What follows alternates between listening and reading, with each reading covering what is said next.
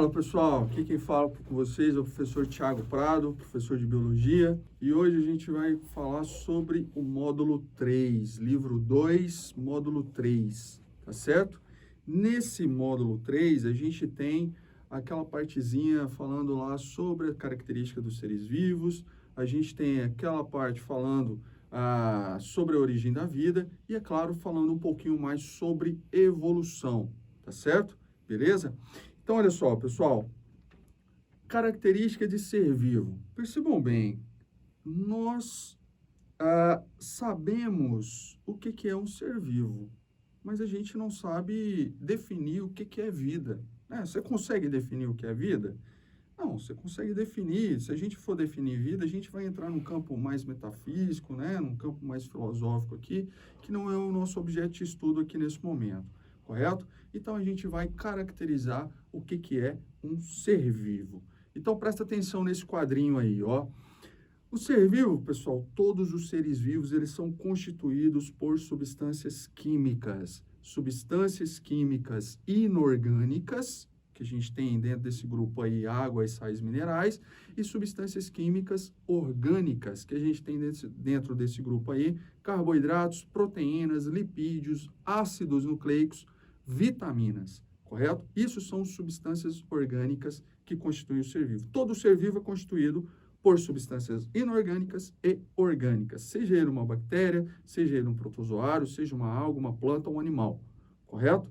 Todos os seres vivos são constituídos quimicamente, tá certo? E os principais elementos químicos que constituem esses organismos são carbono, hidrogênio, oxigênio, nitrogênio e fósforo. Esses são os principais elementos químicos que constituem os seres vivos aí, correto? Beleza? Todo ser vivo possui uma organização celular, tá? Lembra quando a gente falou lá sobre a classificação dos organismos em reinos? E naquela oportunidade eu falei lá dos vírus. Eu falei que os vírus não são considerados ser vivo, por quê? Porque principalmente não possuem organização celular. Não são constituídos nem por célula procarionte, nem por célula eucarionte, correto? Então, todo ser vivo possui aí uma organização celular. Ou ele possui uma célula procarionte, como é o caso das bactérias, por exemplo, tá? Ou ele possui uma célula eucarionte, como é o caso de um fungo, do animal, de uma planta, por exemplo, correto? Beleza? E o que vai diferenciar esses dois tipos celulares? Lembra, a célula procarionte não possui um núcleo organizado. O material genético dessa célula é disperso, é solto no citoplasma. A célula eucarionte possui um núcleo organizado, possui uma membrana, chamada ali de carioteca, tá? E lá no interior dessa estrutura existe ali o material genético. Então, essa carioteca limita o espaço do material genético, ele não fica solto no citoplasma como na célula procarionte, beleza? Todo ser vivo, pessoal, possui aí um processo metabólico, todo ser vivo possui metabolismo, correto? O que é metabolismo? São reações químicas que são realizadas no interior da célula, tá? E a gente pode dividir o metabolismo em catabolismo, que são reações de degradação, ou seja, reações de quebra, e anabolismo, que são reações de síntese. A célula está sintetizando uma proteína, isso é uma reação anabólica, correto? Beleza? Você ingeriu um alimento, esse alimento possui ali determinadas substâncias químicas, tá? Essas substâncias químicas, elas são o quê? Quebradas em partes menores. Uma proteína, por exemplo, vai ser quebrada ali até nível de aminoácido. O que ocorreu ali? Um processo catabólico, uma reação de degradação, uma reação de quebra, beleza? Então, metabolismo é o conjunto de reações químicas que são realizadas aí no interior da célula, tranquilo? Todo ser vivo tem capacidade de responder a estímulos, tá? Todo ser vivo tem capacidade de receber estímulo. Por exemplo, quando alguém te toca, né, você sentiu, você responde a esse estímulo.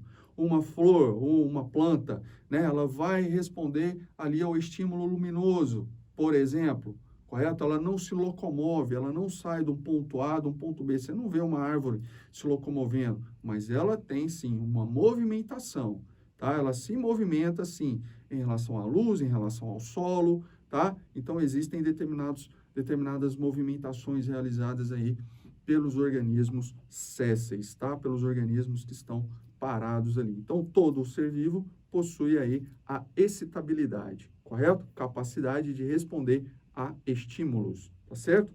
Estímulo químico também, por exemplo, tá? Todo ser vivo tem capacidade de reprodução.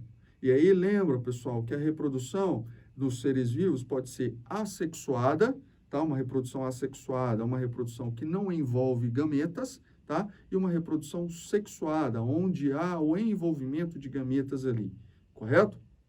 Tranquilo? Então, todo ser vivo tem capacidade reprodutiva, tá? Todo ser vivo tem aí a hereditariedade, tem capacidade de transmitir informações genéticas aí. E essa transmissão de informação genética, ela ocorre por meio de qual processo? Reprodução, que a gente acabou de falar, correto? Então, lembra, você aí, por exemplo, você é resultado da união de dois gametas, o espermatozoide do seu pai e o ovócito secundário da sua mãe, correto? Ocorreu ali a união desses gametas, o espermatozoide do seu pai está trazendo uma carga genética, tá? A carga genética do seu pai, e o ovócito da sua mãe está trazendo a carga genética da sua mãe. Ocorreu a união dessas cargas genéticas aí e formou a sua carga genética que quando você fosse reproduzir, né, ou não, mas se você se reproduzir, você vai passar uma carga genética aí para o seu filho, tá certo?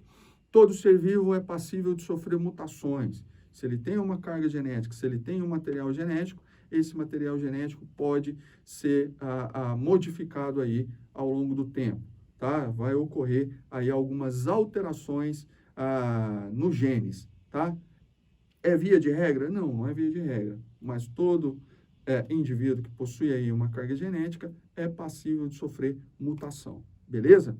Todo ser vivo, pessoal, possui alteração nas características aí ao longo do tempo, tá? Isso é o que a gente chama de evolução, tá? De processo evolutivo, tá? Para a gente chegar nesse corpinho que a gente tem, o ser humano chegar nesse corpinho que a gente tem atualmente, ele passou por uma série de transformações, tá certo? E isso é características adaptativas que foram conseguidas aí ao longo do tempo. Ou seja, se ocorreu transformações ao longo do tempo, passou por um processo evolutivo. Tranquilo? Então, a adaptação está intrinsecamente ligado ao processo evolutivo, tá bom? E todo ser vivo tem aí um processo de manutenção do equilíbrio corporal, que a gente chama de homeostase, equilíbrio dinâmico. Por exemplo, quando você está fazendo ali uma atividade física, correndo, você tem um aumento de temperatura interno. Para ocorrer esse resfriamento, tá? Você vai liberar a água na forma líquida aí, ou seja, vai transpirar. Com a evaporação dessa água na sua superfície corporal, vai ocorrer o resfriamento interno. Então, perceba para manter a sua temperatura ideal aí, correto? O que é isso? Equilíbrio, tá? Equilíbrio dinâmico, homeostase, beleza? Então, pessoal, todos os seres vivos possuem algumas dessas características aqui, tá? Se não todas, tranquilo? Beleza? Então, esse foi o tema 1, só alegria. Um abraço.